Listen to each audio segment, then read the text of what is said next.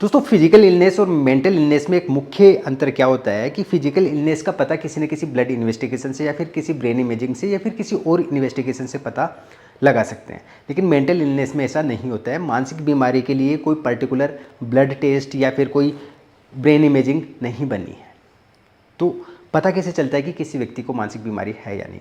तो दोस्तों इसमें कुछ चीज़ें बहुत इंपॉर्टेंट होती है। एक तो उस पेशेंट की हिस्ट्री, यानी लास्ट कुछ टाइम से उसका सोचने का तरीका क्या है, उसका बिहेव करने का तरीका क्या है। और जो ये हिस्ट्री ली जाती है ना दोस्तों, ये एक तो पेशेंट से खुद से ली जाती है और एक पेशेंट की किसी रिलायबल अटेंडर यानी किसी रिलायबल फैमिली मेम्बर से ली जाती है।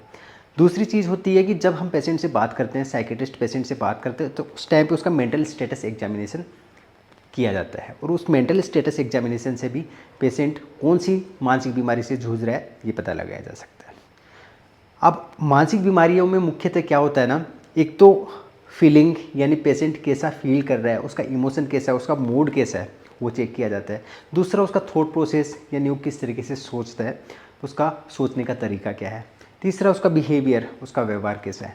और चौथा उसका कोग्निटिव सिम्टम्स जैसे कि मेमोरी हुआ, इंटेलिजेंस हुआ, डिसीजन मेकिंग कैपेसिटी, जजमेंट, ये चीज़ें चेक की जाती है। तो यदि किसी व्यक्ति में ये बिहेवियर उसका प्रभावित हो रहा है, उसका सोचने का तरीका प्रभावित हो रहा है, उसका इमोशन प्रभावित हो रहा है, उसका मूड प्रभावित हो रहा है, या फिर उसके कोग्निटिव फंक्शन डिस्टर्ब हो रहे हैं जैसे कि मेमोरी या फिर डिसीजन मेकिंग कैपेसिटी, ये चीज़ यदि प्रभावित हो रही है तो हम कह सकते हैं कि इस व्यक्ति को कोई ना कोई मेंटल इलनेस है।